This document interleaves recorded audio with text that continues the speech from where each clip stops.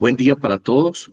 Hoy es 7, sí, de agosto. No, sí, 7 de agosto. Me dice aquí el calendario. Perdónenme la imprecisión. Con ustedes de nuevo el obispo Alejandro Guevara de la Comunión Anglicana Emanuel. Gracias por su audiencia, gracias por su presencia en esta plataforma de Meet. Hoy vamos a continuar con nuestros devocionales diarios que ya acostumbramos compartir con ustedes. Es nuestra forma de aportar una reflexión diaria a la evangelización. Es nuestra forma de ayudar a cada uno de ustedes a entrar en comunión con Dios antes de iniciar el día. Sin más, entonces vamos a hacer una pequeña oración de introducción. Hoy no vamos a tener la que siempre hemos acostumbrado a hacer con la oración de penitencia y todo esto. Vamos a decirle al Señor: oh Padre Santo, gracias. Es un honor, es un gozo para nosotros estar aquí delante de ti. Gracias, amado Señor, por lo que haces, por lo que estás permitiendo que suceda en nuestra vida, por aquella obra de redención que estás cada día haciendo en cada uno de nosotros. En el nombre de Jesús oramos y te damos gracias. Amén. Bueno, el tema de hoy es un tema, les decía hace un momento antes de iniciar la grabación a quienes están conmigo en Meet, que hemos venido hablando bastante acerca de la influencia negativa del relativismo posmoderno en la fe cristiana. Así que una de las formas más comunes en la que nosotros hemos perdido la perspectiva de Dios a través de esta orientación a relativizarlo todo es la palabra. El tema de hoy es honra tu palabra. Bueno, vamos a iniciar entonces con una lectura bíblica que dice lo siguiente. Un segundo.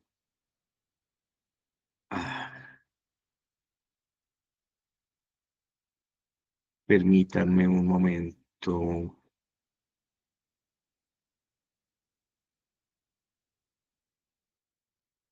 Un segundito. Ya. Capítulo 5 de San Mateo, versículo 33 al 37. Dice así: también habéis escuchado que se dijo a los antepasados: no jurarás falsamente, sino que cumplirás tus juramentos al Señor.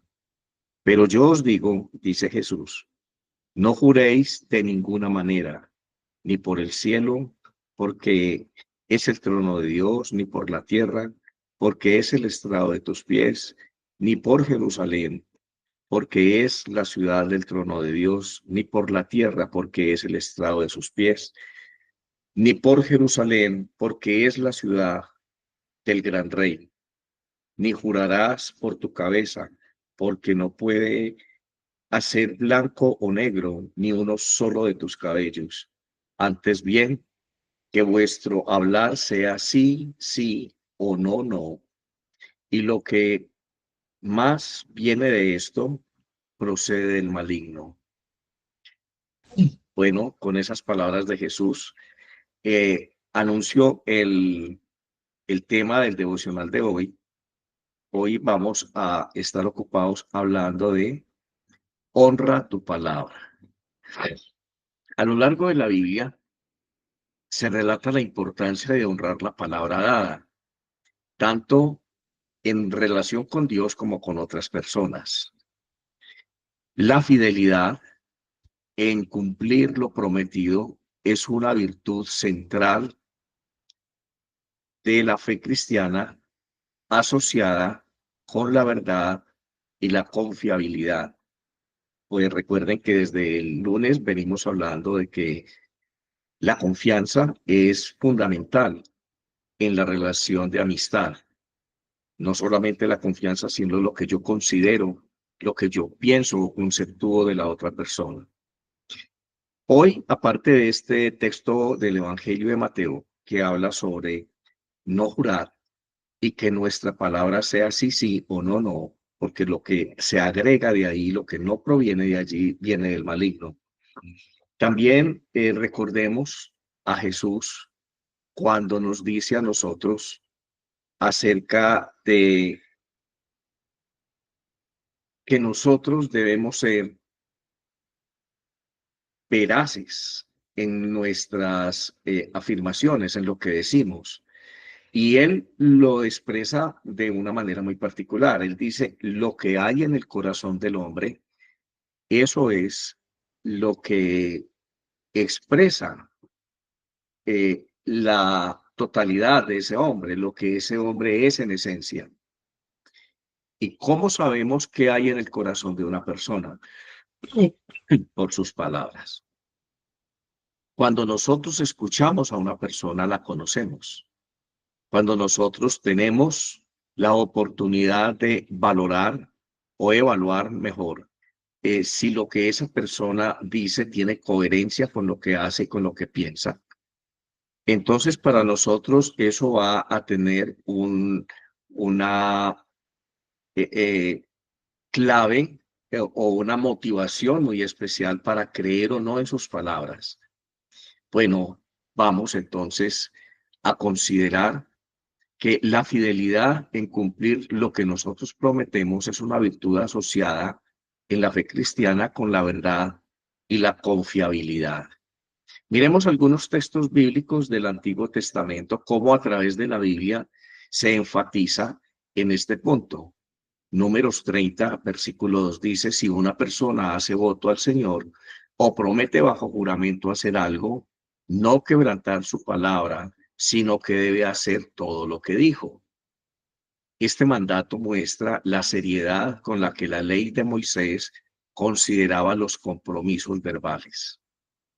Era una, una regla de vida en aquella época cumplir la palabra. Deuteronomio 20, 23, 21 al 23 dice, cuando hagas un voto al Señor tu Dios, no tardes en cumplirlo, porque el Señor Dios ciertamente te lo pedirá y serías culpable de pecado. En otros contextos, cuando estamos hablando de liberación, enfatizo mucho a partir de este versículo bíblico que los votos incumplidos, aquellas ocasiones en que en algún momento en un estado emocional X o Y le hicimos una promesa a Dios, posteriormente no la cumplimos. Generalmente sucede cuando hacemos pactos con Dios, pactos pequeños.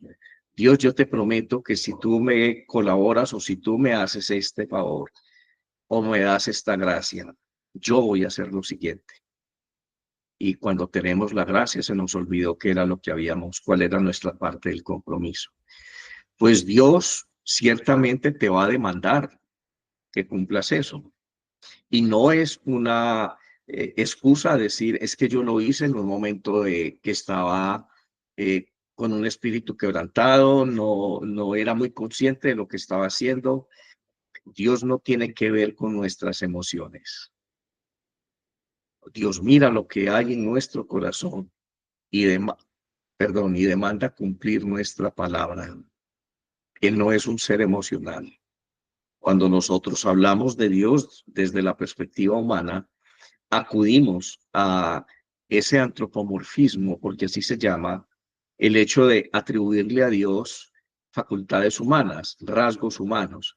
Entonces hablamos que Dios siente, que Dios tiene ira, que Dios se enoja, que Dios se alegra, que Dios, es decir, pero en esencia no es necesariamente así.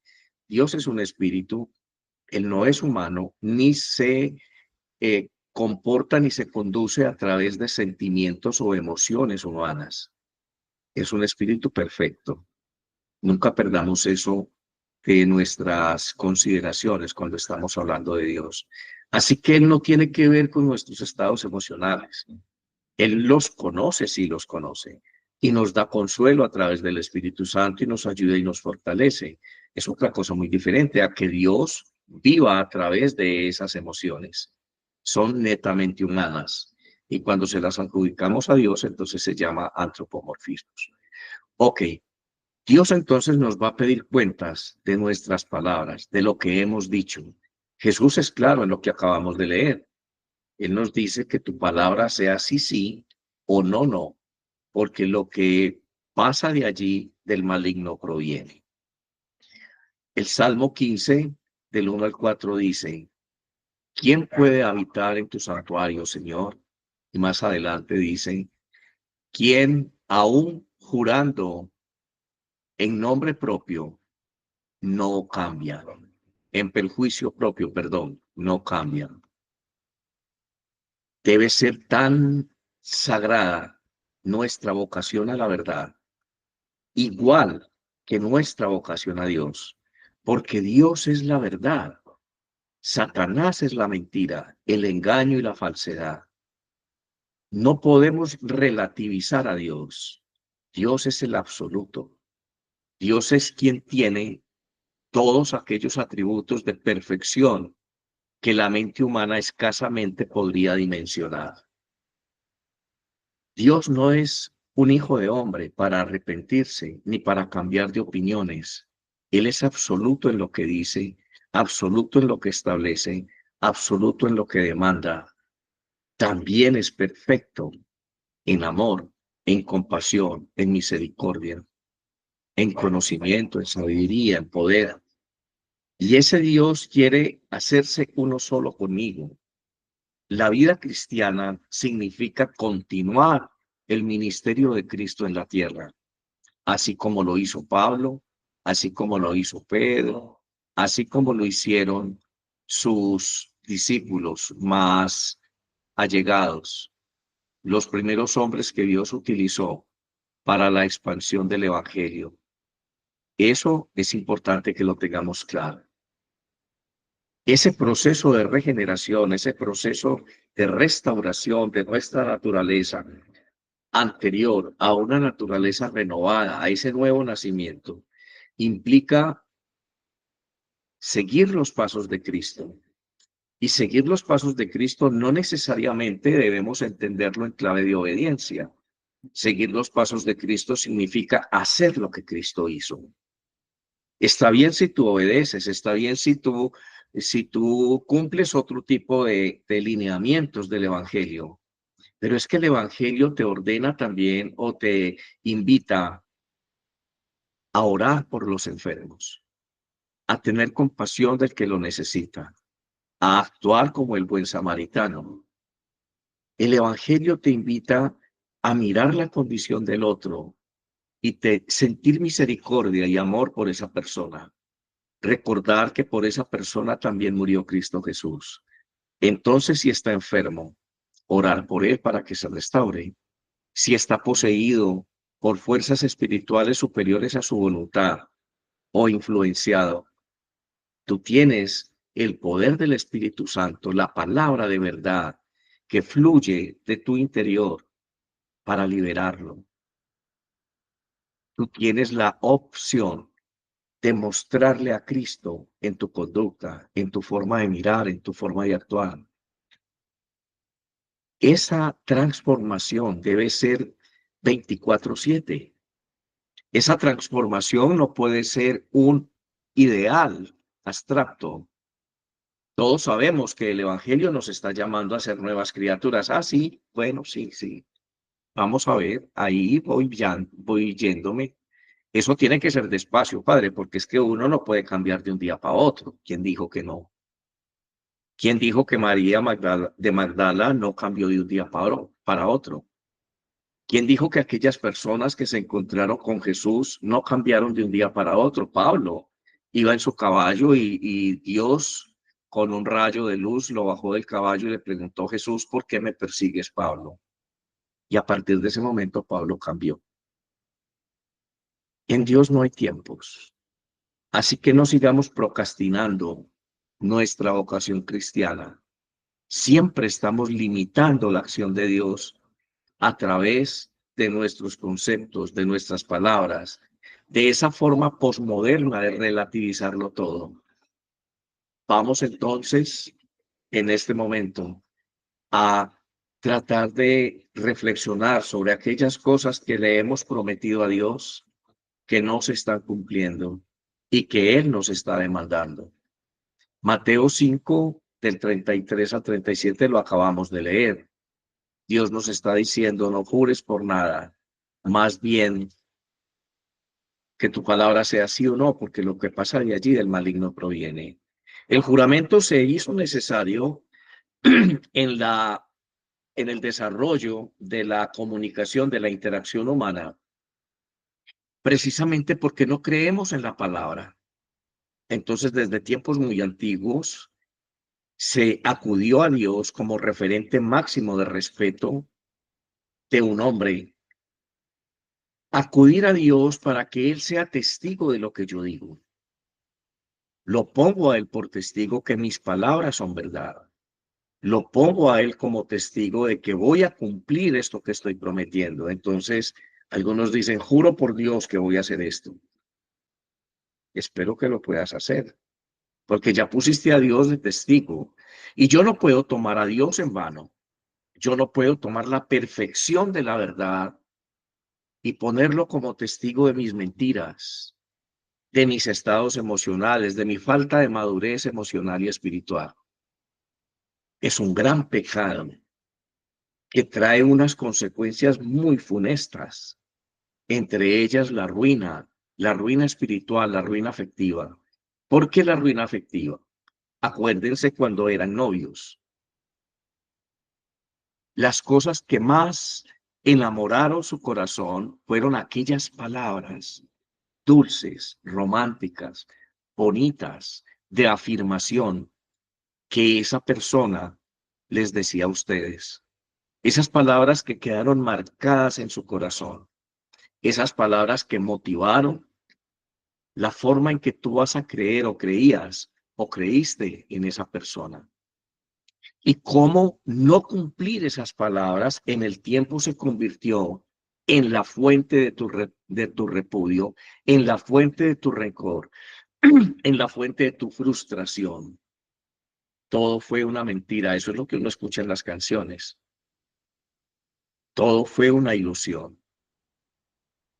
Cuando nosotros en nuestras relaciones con las personas que amamos y en nuestras relaciones con nuestros prójimos no honramos nuestra palabra, se genera una sensación tan inversa que puede llegar al odio, a la repulsión permanente, al repudio permanente de esta persona, a perder completamente la fe en ella, a no querer ni siquiera volver a mirarlo.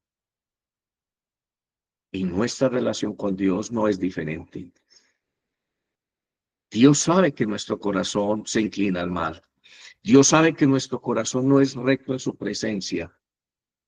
Dios sabe que necesitamos aprender su verdad. Cristo Jesús es la verdad y la vida. Si realmente Cristo está en tu corazón, no pueden haber mentiras. Y estamos viviendo en una sociedad acostumbrada a eso. Se institucionalizó la mentira a través del relativismo. Los políticos hacen promesas, empeñan sus palabras. Cuando están en el poder hacen exactamente lo contrario. Cuando salen en una entrevista pública y le dicen candidato o señor fulano o señor perano, mire este video, usted 5 años atrás estaba contrario a subir los impuestos. Conozco un personaje al que le dijeron, usted prometió en campaña no subir la gasolina porque incendió el país cuando subieron 200 pesos en un galón. Ahora ha subido la gasolina 100% y quitó todos los subsidios. ¿Qué piensa usted de usted mismo cuando aquí le muestro este video y usted está haciendo lo contrario? Entonces vienen una serie de explicaciones que relativizan mis palabras de hace 5 años. Soy capaz de llegar a decir, hace 5 años o hace 2 o 3 años, las condiciones del país eran otras.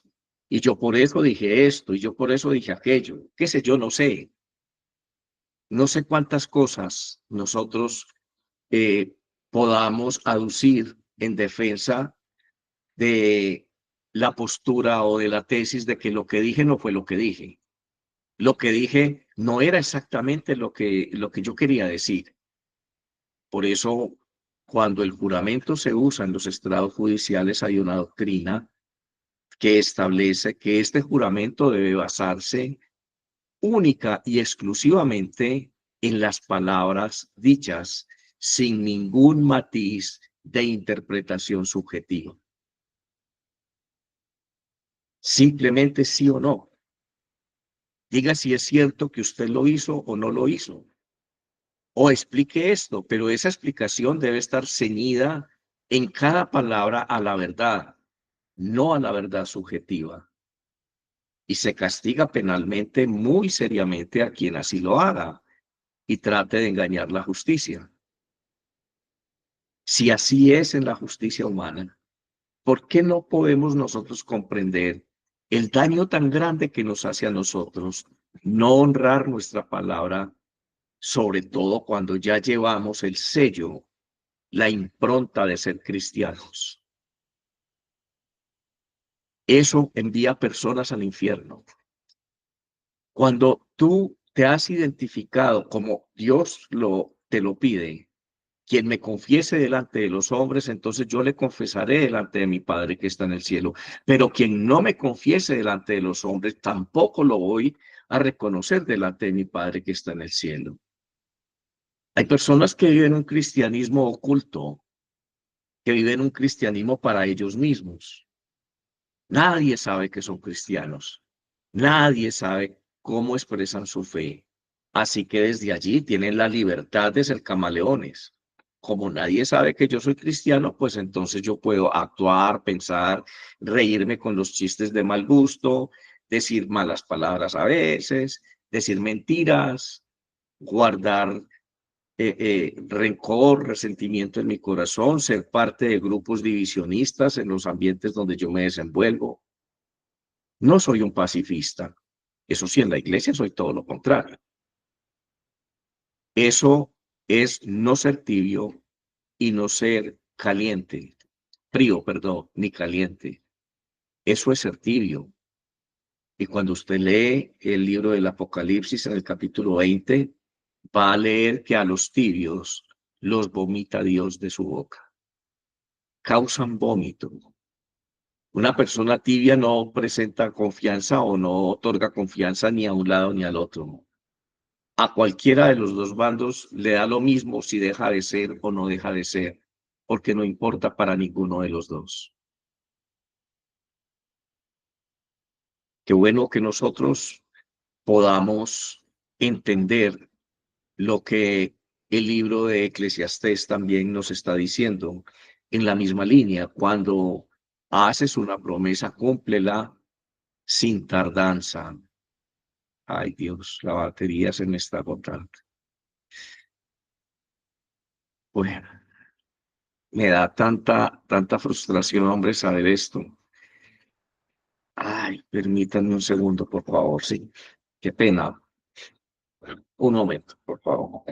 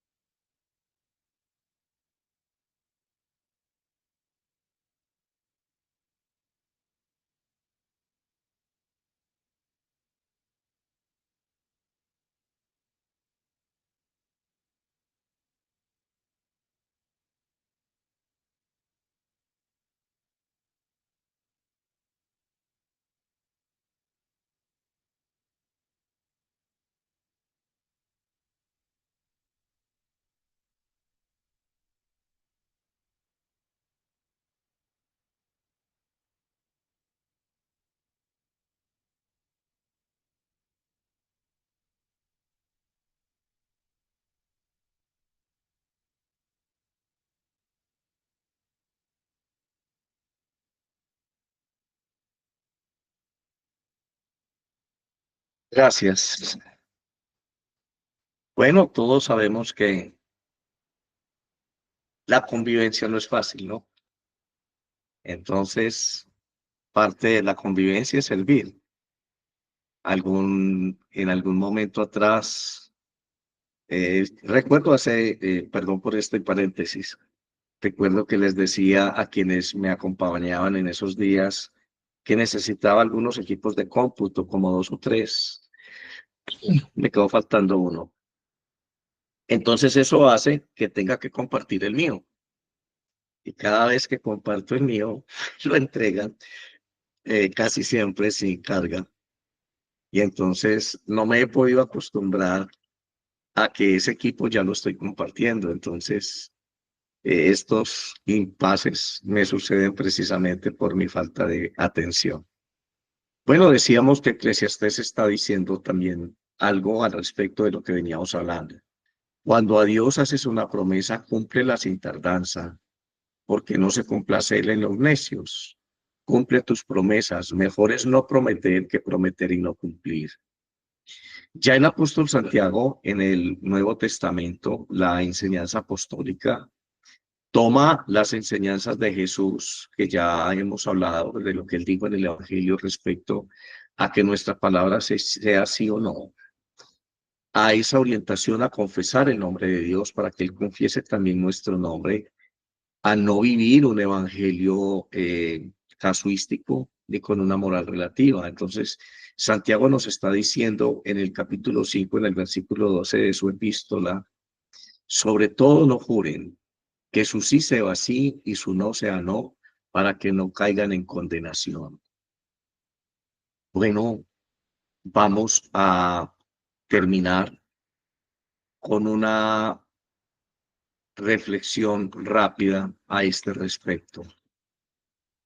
Dice lo siguiente: desde la perspectiva cristiana, honrar la palabra está vinculado al valor de la fidelidad y de la verdad, que son virtudes que se enraizan en una relación con Dios. Sin embargo, en el interior del ser humano existe una fuerza. Permítanme, tengo aquí una.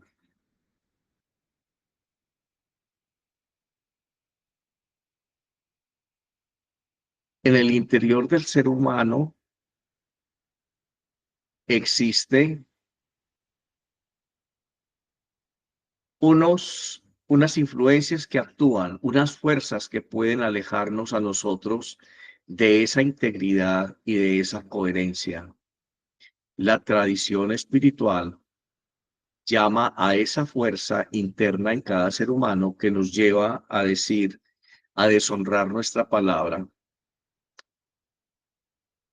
Lo llama tentación o concupiscencia. San Pablo entonces aclara que la tentación no necesariamente siempre viene del demonio. Somos tentados de nuestra propia concupiscencia. ¿Qué quiere decir Pablo con esto? Que esa tendencia a contradecir el dictamen de Dios no siempre viene de Satanás, está insertado en nosotros. Es nuestro ego, es nuestra ambición, es nuestro orgullo, es nuestra prepotencia la que no quiere aceptar sino única y exclusivamente nuestra verdad, nuestro punto de vista. Así que hacer nuestra voluntad es más importante para nosotros que hacer la voluntad de Dios. Hacer nuestra voluntad es una consecuencia del pecado. Es una tendencia con la que los seres humanos nacemos. No necesita Satanás estar reforzando esa inclinación porque ya la tenemos. Hay una serie de tentaciones que él nos hace y es en un contexto diferente cuando él nos invita a nosotros a potenciar de una manera irracional estas inclinaciones. Cuando estas inclinaciones tienen una participación en nuestra conducta, que nosotros podemos detectar, doblegar y sujetar a la voluntad de Dios. Es lo normal. Pero cuando estas inclinaciones internas, esta concupiscencia, es activada por la influencia de un demonio, quiere decir que es superior a mi voluntad, es superior a mis fuerzas, porque un demonio es mucho más fuerte, más inteligente y más capaz que yo. Así que cuando yo acepto esos argumentos de Satanás y los incorporo en mi conciencia, en mi forma de hacer, de pensar o de actuar, entonces me estoy condenando, me estoy haciendo uno solo con ese demonio. Por eso el Nuevo Testamento es tan claro cuando nos instruye a resistir al diablo. Tenemos que tener la inteligencia y la influencia del Espíritu Santo suficiente para discernir cuando lo que está sucediendo dentro de mí es producto de mi ambición, de mi orgullo, de mi prepotencia, lo que yo les acabo de decir, de mi actitud dominante, o cuando realmente esto ya está pasando de castaño oscuro y tiene un ingrediente de influencia demoníaca. Allí es cuando yo debo entonces empezar a orar por liberación y a resistir a Satanás.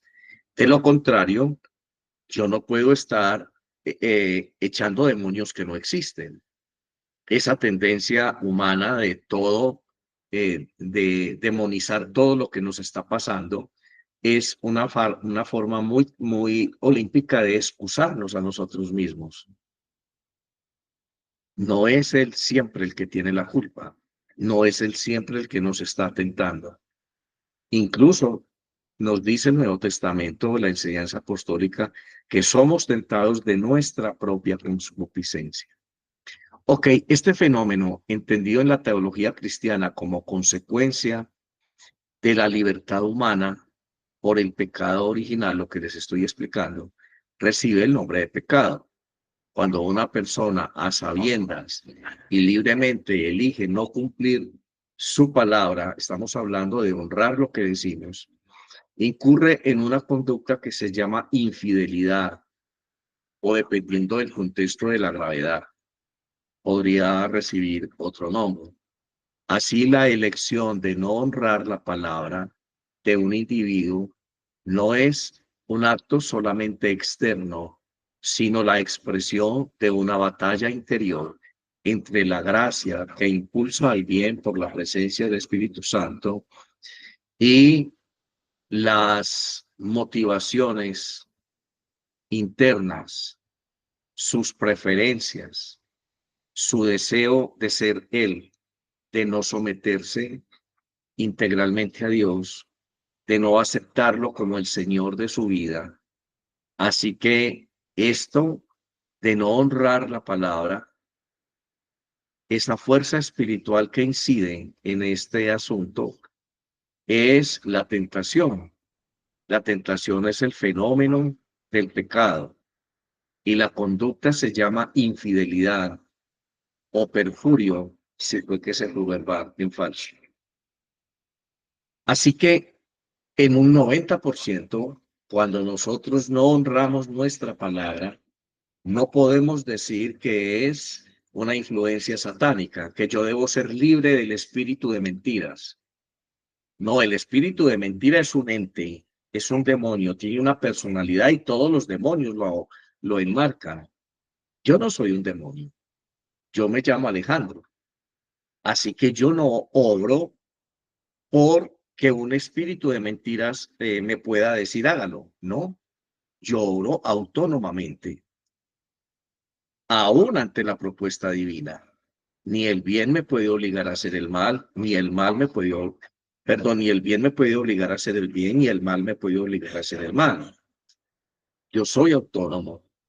Ese sello de la imagen y la semejanza de Dios en mí es inviolable, es inmutable, no cambia, nadie lo puede hacer cambiar.